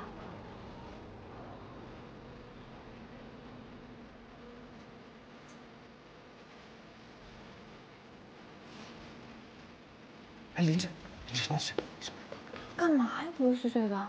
我有个事情，想跟你咨询一下。什么事儿啊？如果说有一个女生对一个男生说，你想得到怎样的爱情，那个女生是什么意思？什么意思？啊，就是想知道你要得到什么样的爱情啊？不是，就是我的意思是说，这个女生为什么要跟这个男生说这样的话呢？她的动机是什么呢？动机？就想知道答案啊，不然干嘛那么问？你想啊，这个女生对这个男生说这样的话，是不是说明这个女生喜欢这个男生啊？嗯，也不是不可能。对。是不是有哪个女生那么问你了？可以呀，橙汁，你不声不响，哪有这种事？还行吧。那个女生，我就是觉得那个女生好像喜欢啊。那个女生是谁？是谁？我还有患者，我先走了。哎，最烦话说一半了。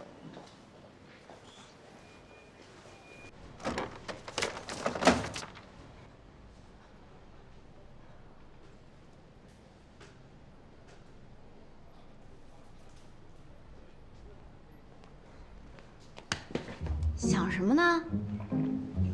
没想什么，一脑门的汗。我吃了一个辣的。好吃吗？你盯着我干嘛呀？我脸上有东西啊？你跟我来。哎，等等，去哪儿啊？你别管去哪了，你跟我来就行了。一会儿还出诊呢，你瞎跑什么呀？我有事情跟你说。在这儿说呀。很重要的事情。怎么了？说话怪怪的。你跟我来就行了。哎，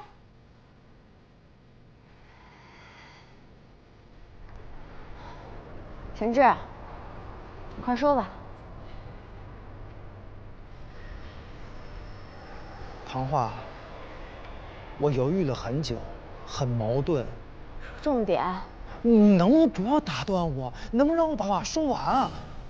对不起，唐画，我太激动了，我不应该这么跟你说话的。行，我不怪你，你赶快说。其实我从前最大的梦想就是当一名优秀的医生，其他的什么都没有想过。你要再这样，我可走了啊！别！我说，我觉得我不能再对你的真心视而不见了，不能冷漠地回应你，伤害你，所以我。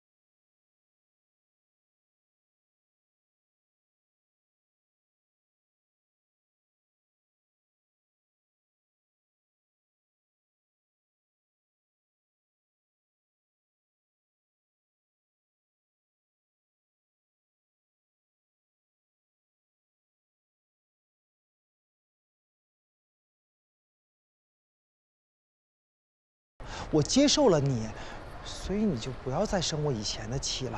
我疯了！大早上你是没睡醒还突发精神异常呀？我早就说过了，我对谈恋爱、结婚都没兴趣。就算我突然有兴趣了，我也对你这样男人没兴趣。能听明白吗？唐花，你是在考验我吗？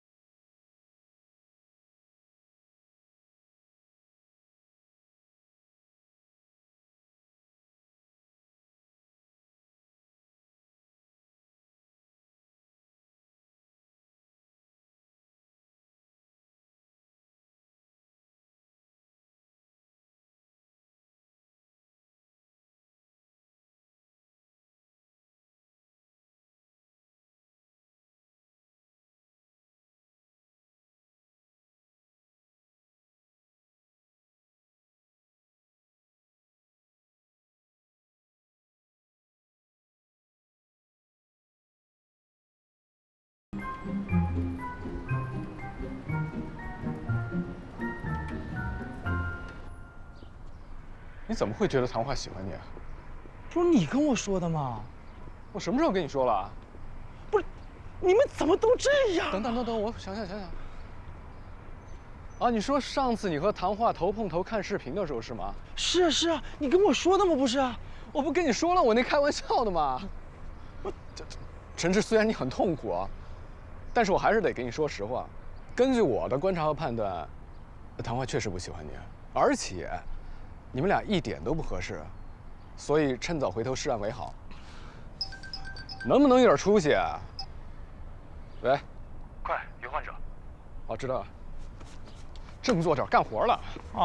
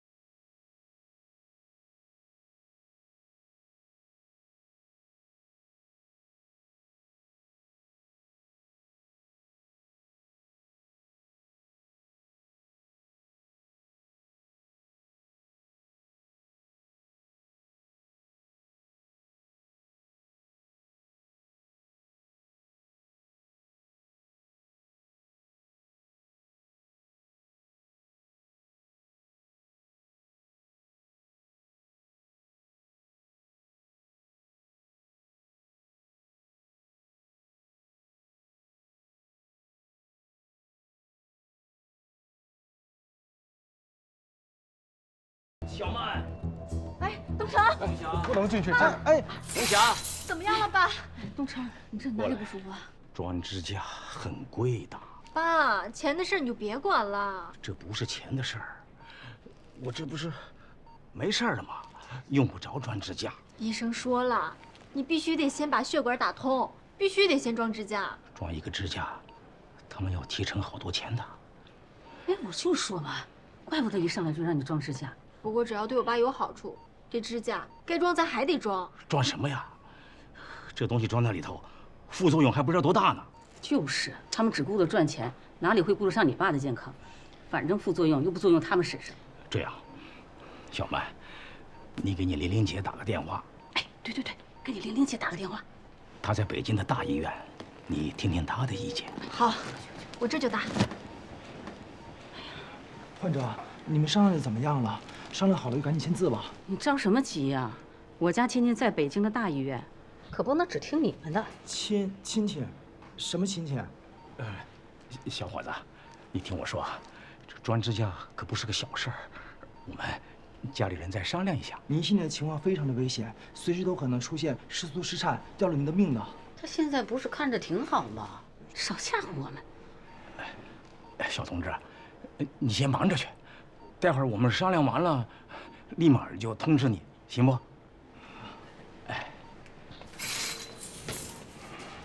徐老师，患者有个亲戚在北京医院，说要再商量商量。再这么耗下去，随时会有危险。这些我都跟他们说了，但这患者还有。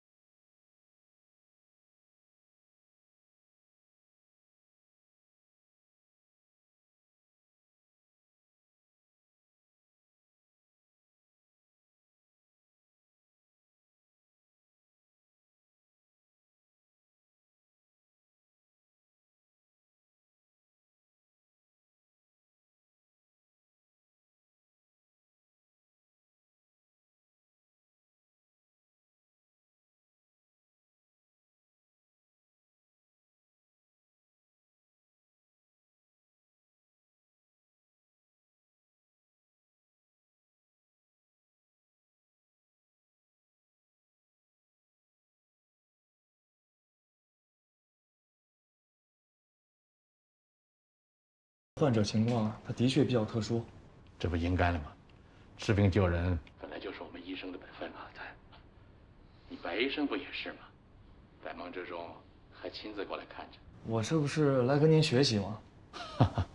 怪不得院长这么看重你，果然是勤奋好学的好苗子啊！那咱们开始吧。行。先看看血管的情况。前降质和右冠脉狭窄大于90%，你看，剩下的回旋质也有60%，情况不太乐观呢。得马上上支架了。情况这么严重，之前居然都被他挺过来了，运气还不错。哎，是啊，这个情况比我们当时预计的要严重，幸亏坚持手术了。走，出去跟家属聊一下。哎，大夫，我老公怎么样？病人的冠状动脉造影结果不是太好，你们要做好思想准备。那麻烦你了，大夫，请您一定要救救我老公啊！我们一定会尽全力救治。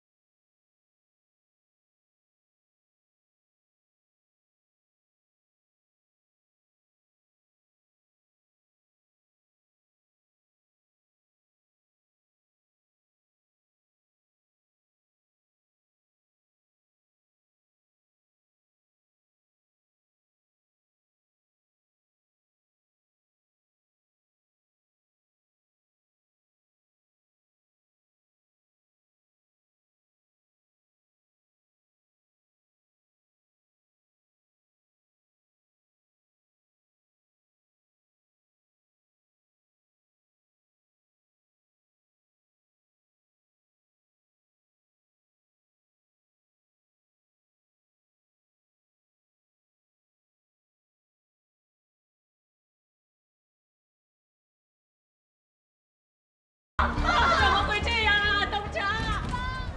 不要受干扰，继续抢救。291次。充电完毕。离床。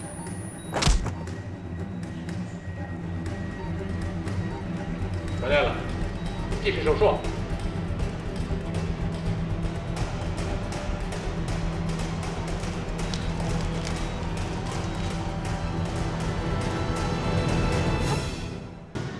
不要受干扰，继续抢救。291次。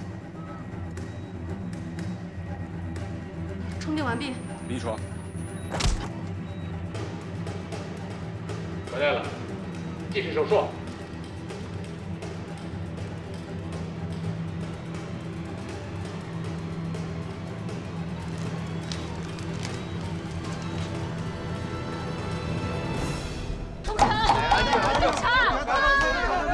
冷静一下，冷静一下。什么情况？闹这么凶？患者突发失颤，正在抢救。你们这样对待病人，我一定要捅死你们！一群人好好的。冷静一下，冷静一下。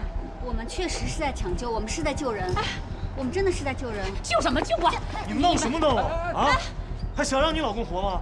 哎，我告诉你们啊，要是我老公出了什么事儿，我这辈子都不放过你们的。我刚才不是跟你说了吗？我们是在抢救他。你少说这些话。刚才我老公在里面叫的时候，我都听见了。救命！哎，有你们这么救命的吗？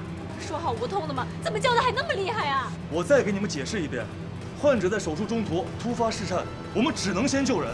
他嚎叫是因为除颤的时候身体的应激反应。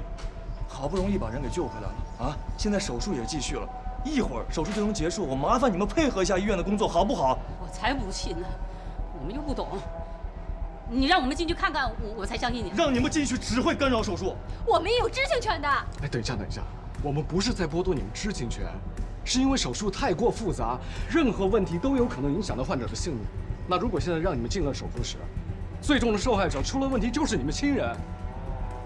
我们呢，理解你们家属的心情，也请你们相信我们，配合我们医生，我们一定会全力抢救病人的，好吗？那我什么时候能见到我爸？患者手术结束之后，我们会把他送到 EICU， 你们去那边等着吧。走吧，先跟我过去等吧。来，反正他们怎么说都有理，我们又不懂。别说了，我们去EICU等我爸。我真就想不明白了，为什么有人把医生当成敌人啊？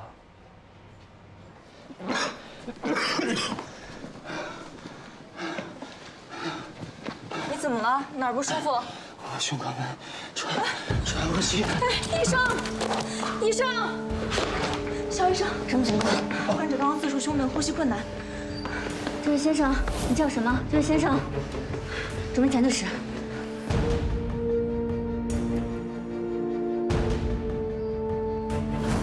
急性左心衰，补塞米20毫克。好。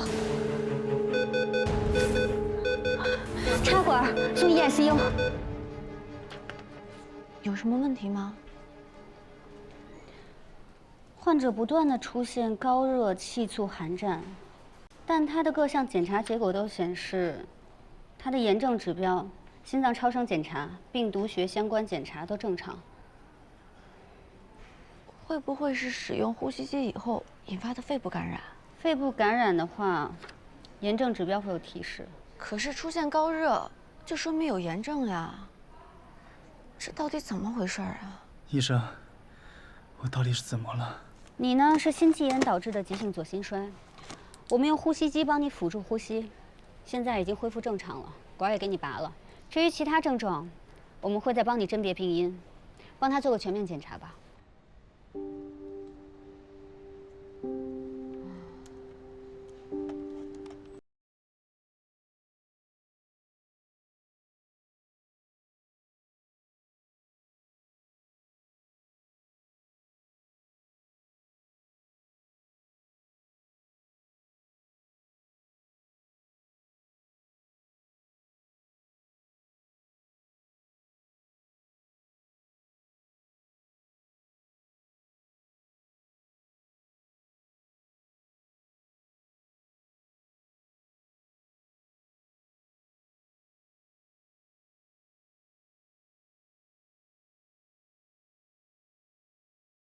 出去透口气儿，换换脑子。我这儿刚找了个病例，还没看呢，你去吧。那行吧，我出去了，你别看太久。嗯。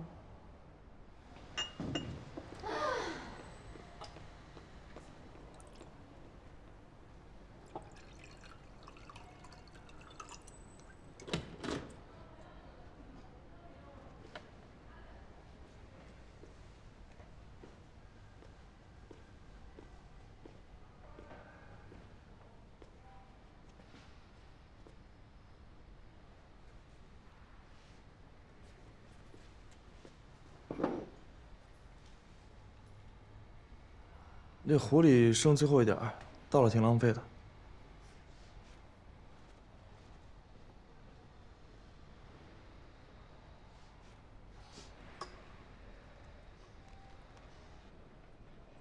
你是？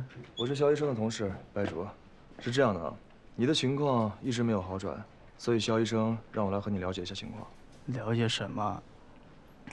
我的症状，他不是都问了好多遍了吗？你误会了，我们是想了解一下你的家庭情况、工作情况，还有日常爱好这些。这跟我的病有什么关系吗？当然有关系啊。一般疾病的造成很有可能和你身边的环境有关系，所以我们怀疑你这个病一直没好，就是因为身边的环境所造成的。那就问吧。我在一家小店上工作，主要是操作冲床。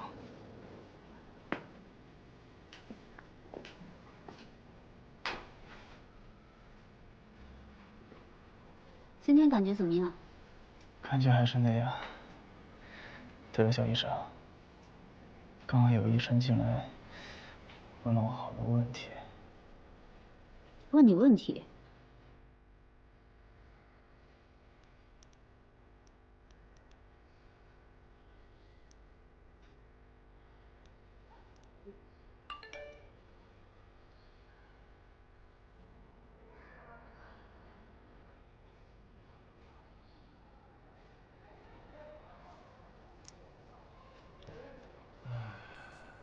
电池，冲床，冲床，冲什么床？别捣了，忙着呢。德行。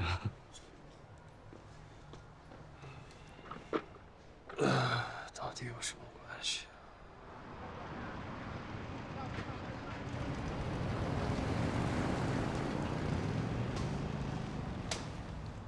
哎，肖医生干什么去了？哦，他好像去那个患者工作的地方找病因去了。哦，哎，你最近对他有点过分关注啊。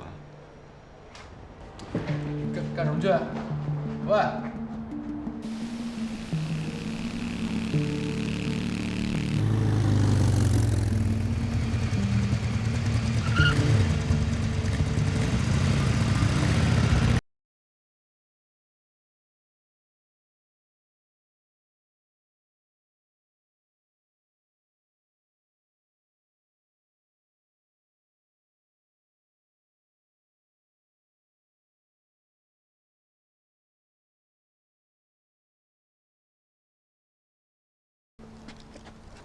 干啥？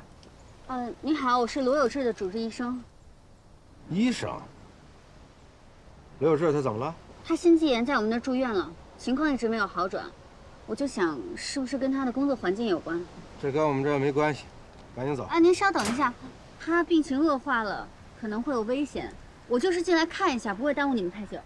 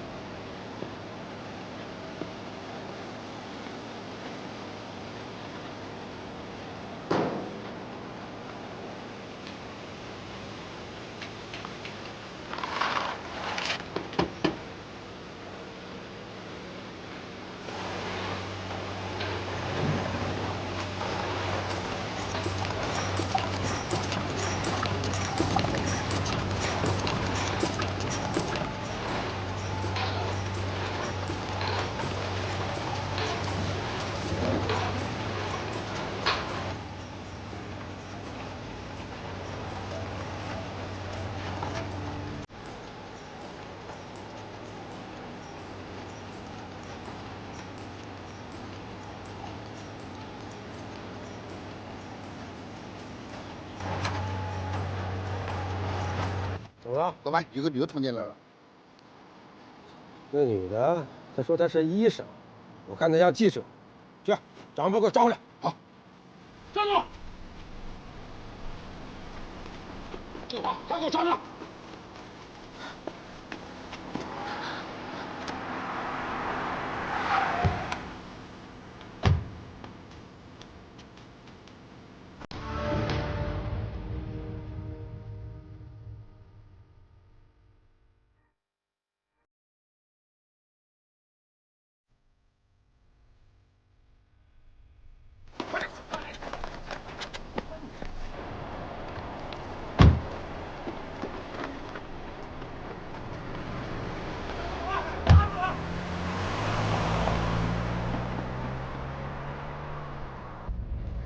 不用谢我，最近已经听你说太多谢谢了。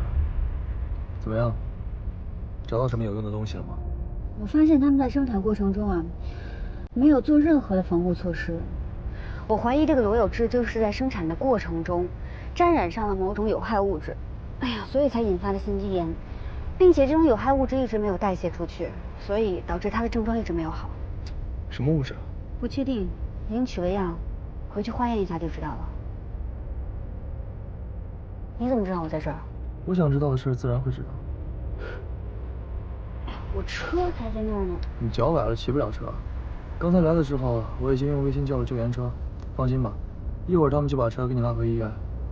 不过呢，他们价钱是有一些贵，准备好钱包啊。哎，你打电话取账来不及啊。喂，安监局吗？我要举报，有一家黑工厂。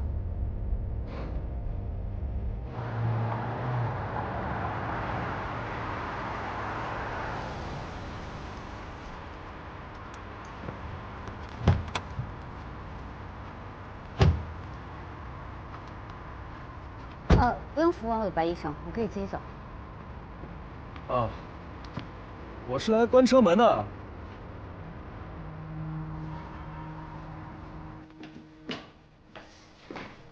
你怎么回事啊？没事没事，慢点。这个什么呀？你让他们拿去换一下成分。好，你赶紧坐下。没事没事啊，去吧。好。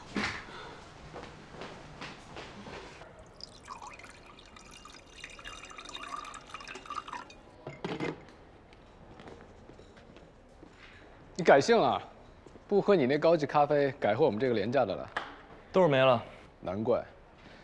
萧燕那个患者病因找到了，急性镉中毒。镉中毒？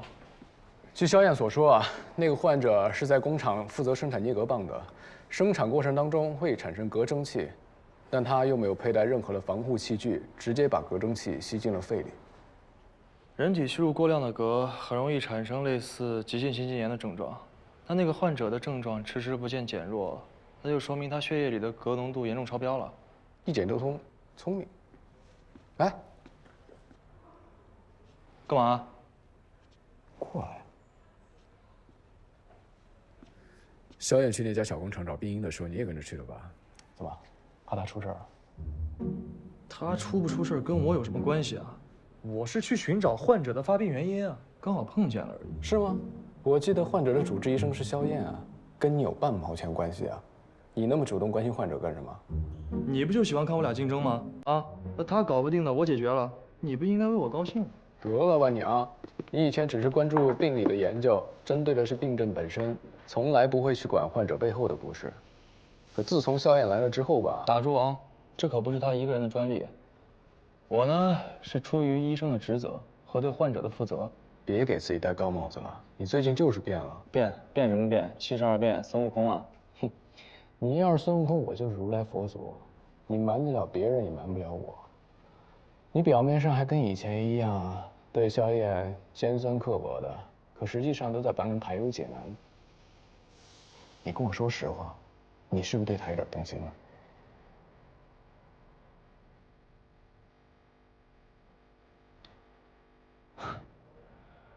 用你脑子想一想，我连儿子都有了，我要女人干嘛？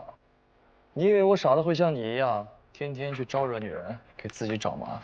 你就嘴硬吧你！现在郑雅洁出去学习了，等她回来我看你怎么办。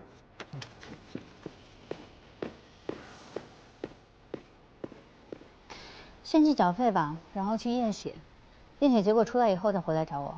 好的，谢谢医生。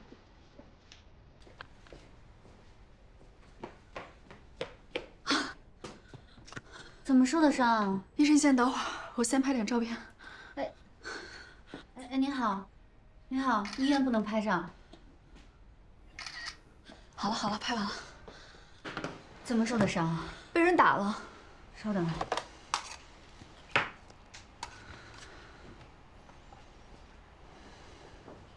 二诊室送一个清创盘来。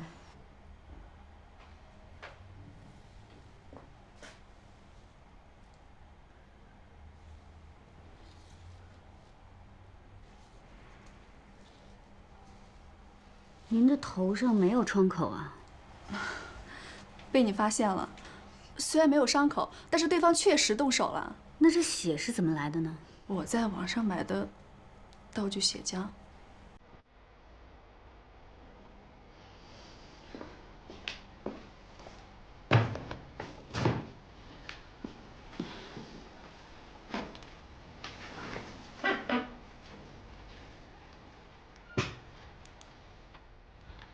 脸部无明显外伤，哎，你别这样写呀！我不是跟你说了吗？我确实被打了。但你的脸上确实没有创口啊。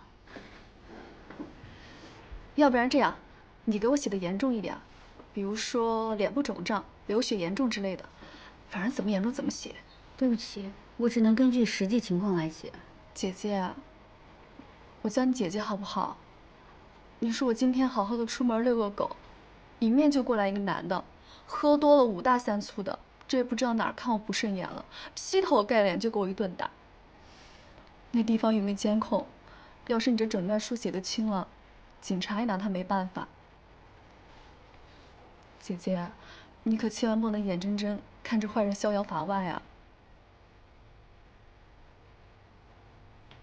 我也非常同情你的遭遇，但我只是一个医生，我只能据实诊断。哎，我说你这人，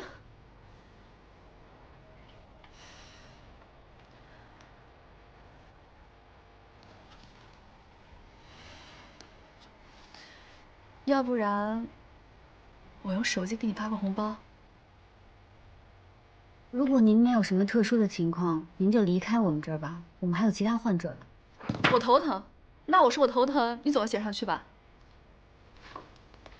患者自述头疼。哎，你不能把自述这2个字去掉吗？不能。那我要做 CT， 我就不信我挨了打还能一点伤都没有。怎么着也是个脑震荡吧？那我要先提醒您，脑震荡的话 ，CT 一般是查不出来的。那怎么才是脑震荡？据我的诊断，您没有脑震荡。我要做 CT。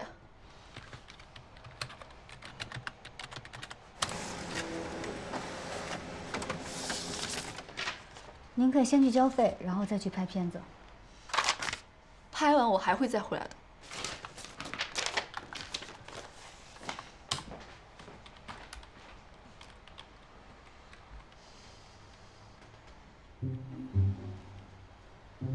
从 CT 来看，你的脑部很正常，没有任何问题。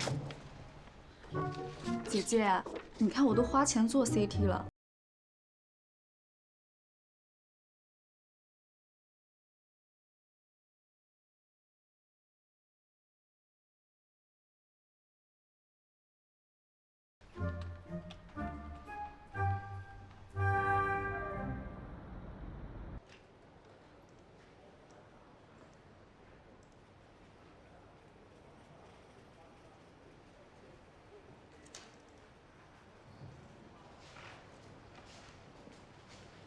宵夜来喽！这么多口味啊！哎呀，一到这点就饿啊！我看看啊，这你的煲仔饭，哎，萧燕最爱的麻辣香锅，糖花的麻辣牛肉，记你点啊！谢了啊。弄吧。哦。放在这吧。你的这个舒芙蕾，做。大晚上吃这个，不怕得糖尿病啊？文盲。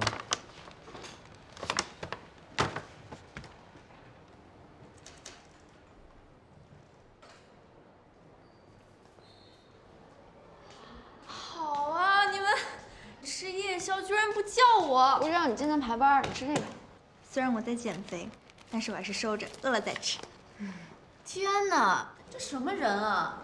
哎，你们也看一下。好佳佳要加油的那个微博，你们搜搜，人家一个小姑娘，好端端在小区里遛狗，就因为狗多叫2声，她就被这个醉汉给打了。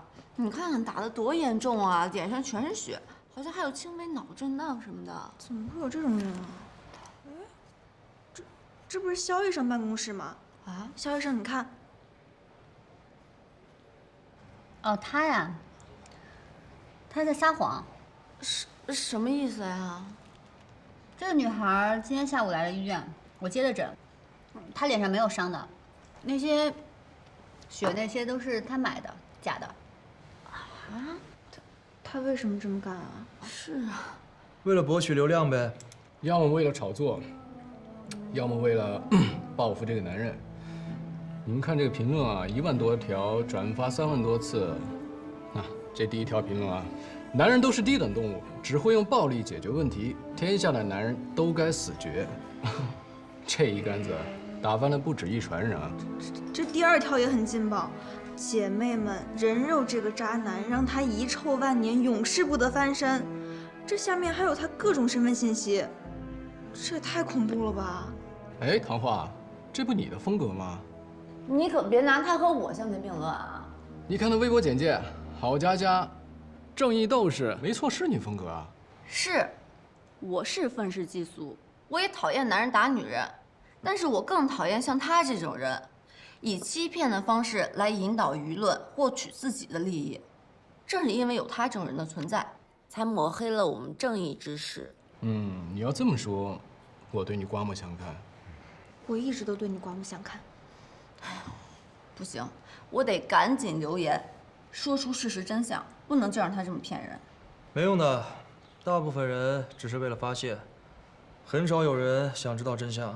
我还真就不信了。